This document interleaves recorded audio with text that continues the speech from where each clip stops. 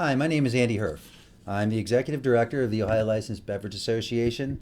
Yesterday, we posted on the OLBA Facebook page a solicitation for questions, and I wanted to take some time to answer those questions today.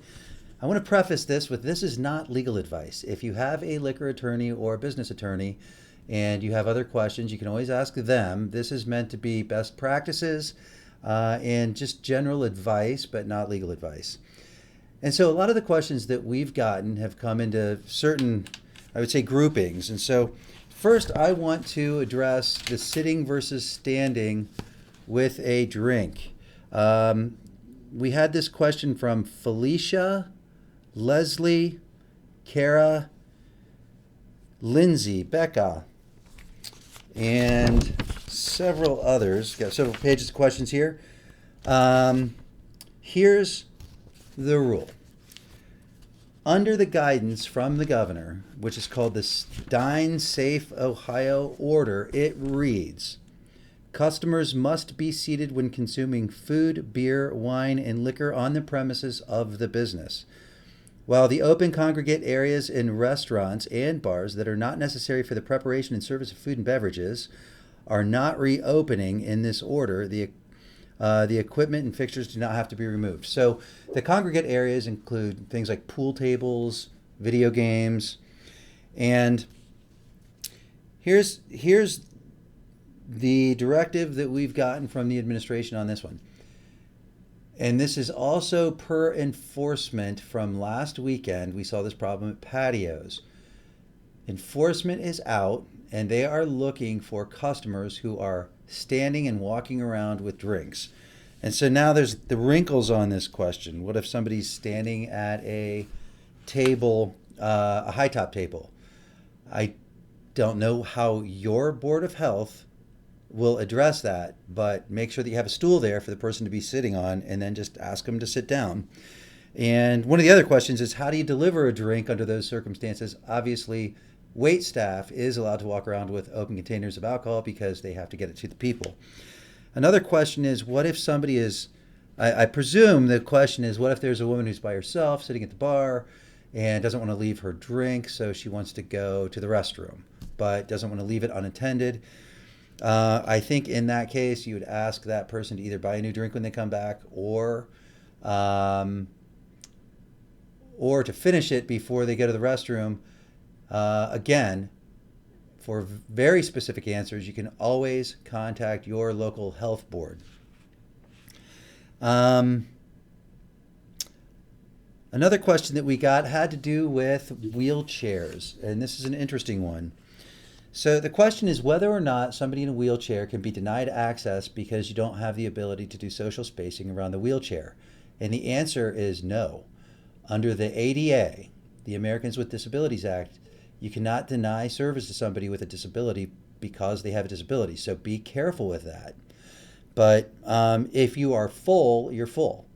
You can only have so much capacity. So I imagine you're going to be turning customers away because you're full. And how do you create social space around a wheelchair? Again, I hope this isn't a huge problem for people, but that the person in the wheelchair replaces a regular chair. And even though the chair is bigger, the idea of social distancing is the distance from that person to another person who's not in their party. So I would say you want to accommodate people in wheelchairs just like you did before the Dine Safe Ohio order. Next question we're getting is with regard to Keno games and lottery games, things like that. I have heard different answers from different boards of health. Some boards of health have said you can wipe them down. Other boards of health have said you need to close them off until after video games, pool tables, and other things come back. While it wasn't posted to the website, I heard a similar question about darts. Again, one board of health has said you can play darts as long as everybody brings their own darts. Other boards of health have said, no, the darts are closed. So check with your local board of health for some of the specifics about how these will be enforced. That brings me into the next line of questions. Who's enforcing this? There are two groups. Liquor agents, which are the enforcement agents from public safety, the Ohio Department of Public Safety, They are doubling their force this weekend. So understand there will be more people out there enforcing these laws. They will be made up of ag agents, the regular liquor agents, state highway patrol. They're going to be out looking. And local health boards will be out there too.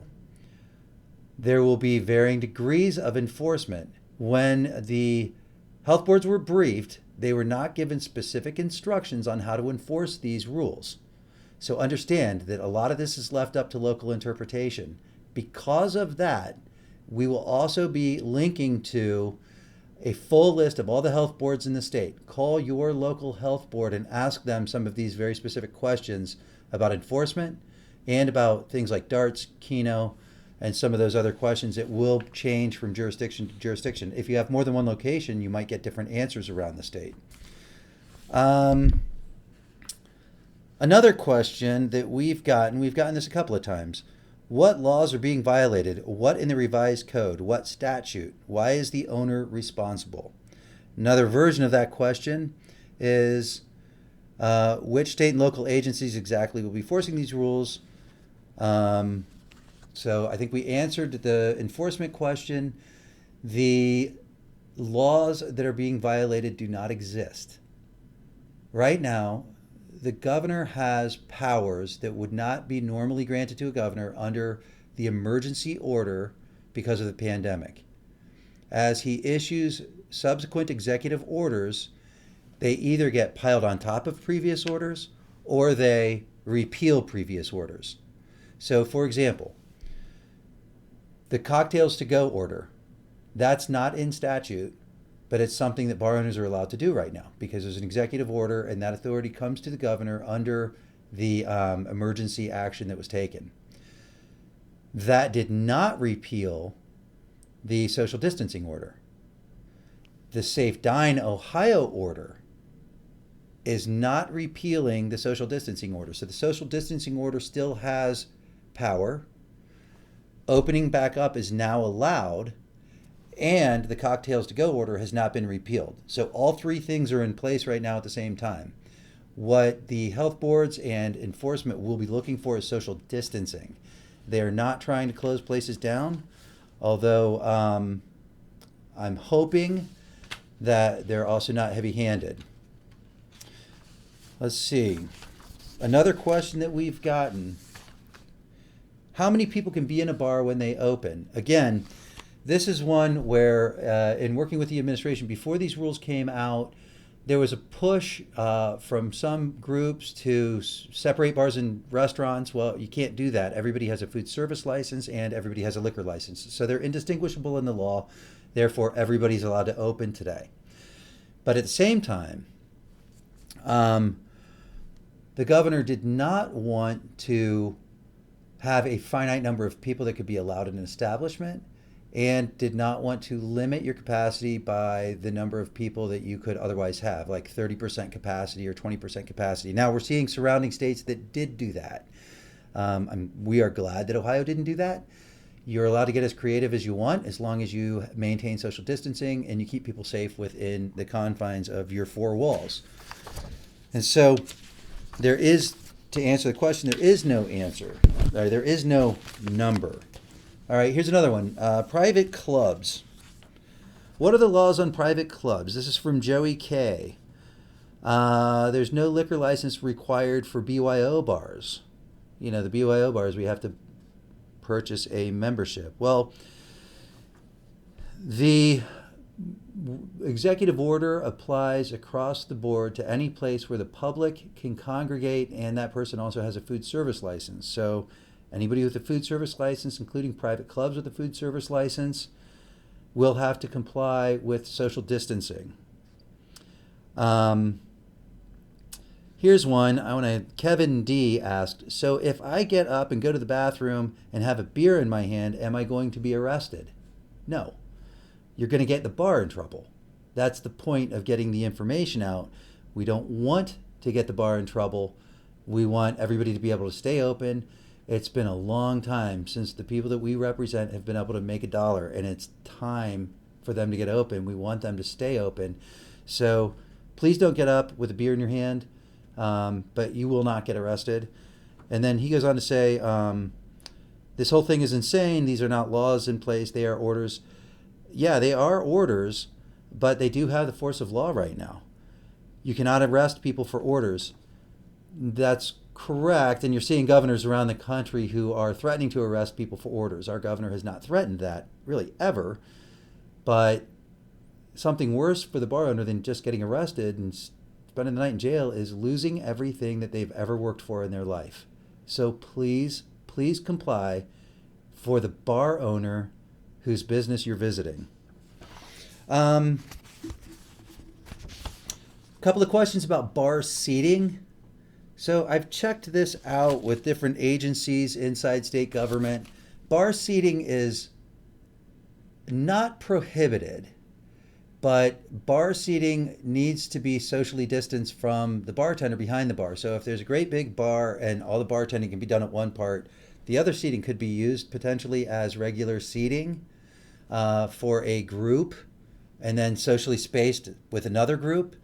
But before you do that, reach out to your local health board and see if they have a different opinion on that, because my opinion isn't their opinion, and they're the ones who can issue warnings and citations and pull the food service license. So their opinion matters a lot more. So reach out to your local health board.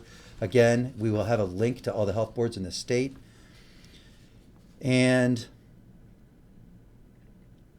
one other thing in here, all other guidelines and aspects of the order will be enforced. So again, that's regular hand washing.